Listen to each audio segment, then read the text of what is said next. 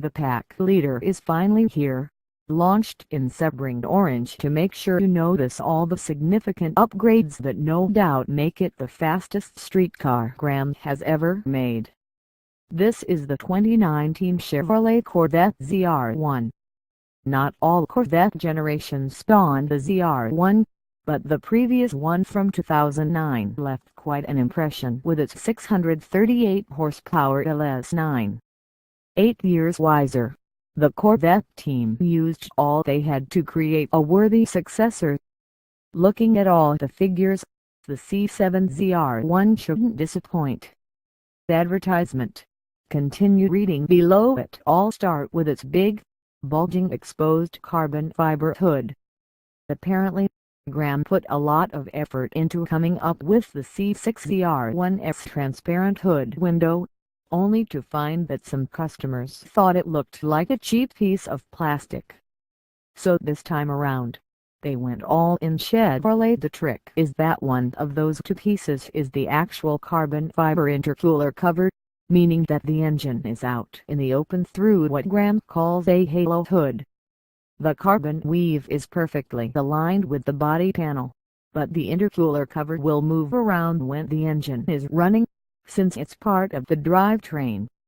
Now that's just bonkers. What's more, the two openings in front of the cover extrude hot air from the engine bay, which is much needed, since the ZR1 packs 8 very angry cylinders. Advertisement. Continue reading below. Chevrolet. Despite all the wishful thinking, the new Lieutenant 5 doesn't come with a DOHC head like the Lotus Enhanced original did in the 90s. Instead, the ZR1's new pushrod V8 features a 52% larger supercharger than the Z06's Lieutenant 4, as well as GM's first dual-injection system, to get 755 horsepower and 715 pounds-feet of torque out of high-octane and dense air. This dry-summed motor also features GM's largest ever throttle bodies at 95 mm, as well as an upgraded crankshaft with a wider key slot. What's even cooler is that the whole thing is connected to a patent-pending active exhaust, which should give you a wider range of nasty noises, promising motorhead levels of decibels in race mode.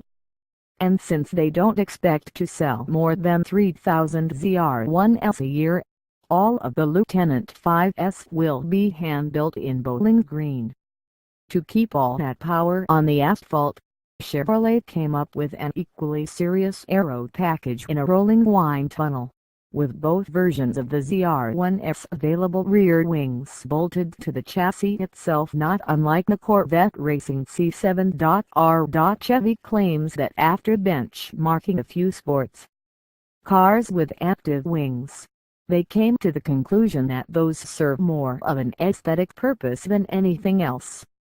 That, and the fact that an active wing would have been a packaging nightmare on the C7, led Chevy to offer a pair of fixed-wing designs, as well as a clever front underwing designed to balance out the additional rear downforce without making the car unusable on the street. It gives the ZR1 an estimated 950 pounds of downforce near its top speed. Said top speed is somewhere above 210 miles per hour, as long as you stick to the standard wing. Talking of sticks, there's an available 7-speed manual with red matching that's more robust for track duty, but for the first time ever, the ZR1 can also be had with GM's 8-speed automatic. The 10-speed auto simply didn't fit, as it was never intended for the C7 platform. If you must know, the final drive ratios are 3.42 manual and 2.41 automatic. Dual injection means the Lieutenant 5 uses primary direct injection as well as supplemental port injection, to get 755 horsepower out of 6.2 liters with the help of that gigantic supercharger. And those conservatively estimated 755 horses have to motivate 35-60 pounds of Corvette. Huge forces demand lots of rubber, so the ZR1 comes with 335-section rear tires, as well as half an inch wider front wheels with an open design for improved brake cooling. The brakes are equally monstrous two-piece carbon ceramic rotors, with fixed 6-piston aluminum calipers at the front. Remember the Z06's overheating issues. Gram-2. Not only does the ZR1 have a more efficient intercooler system with a heat extractor hole in its hood, but it also packs 4 new radiators, bringing the number of heat exchangers to 13. The Bugatti Veyron has 10. While this car contains the most carbon fiber Gram has ever put in a vehicle, the extra fluids, coolers and the wing had more weight than the composites can shed, and that's why the ZR1 is slightly heavier at 35-60 pounds. Suspension-wise, it has a double wishbone setup all around, with cast aluminum upper and lower control arms, transverse-mounted composite springs and magnetic ride control standard. The ZR1 package also includes a performance-focused traction control system, the electronic differential, and that super loud exhaust. In terms of design, the ZR1 comes with a completely new front that's basically one giant air intake, as well as the wider body, and lots of optional exposed carbon bits, including the hood, the quarter panel inserts, the side rockers, the front splitter, the rear wing and the removable top. The brake calipers can be had in black, gray, yellow or red, while due to popular demand, Chevy kept a chrome wheel option. Luckily, younger buyers can choose from 3 more tasteful wheel finishes.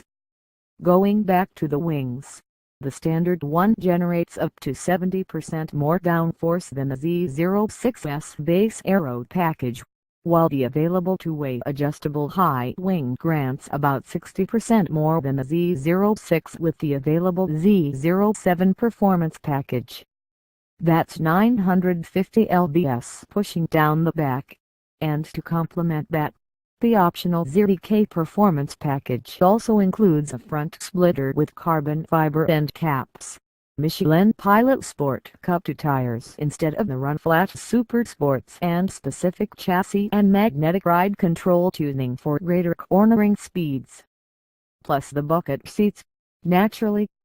Of course, if you prefer your ZR1 somewhat milder, you can spec it with heated and vented Napa leather trim seats, and a Bose audio system.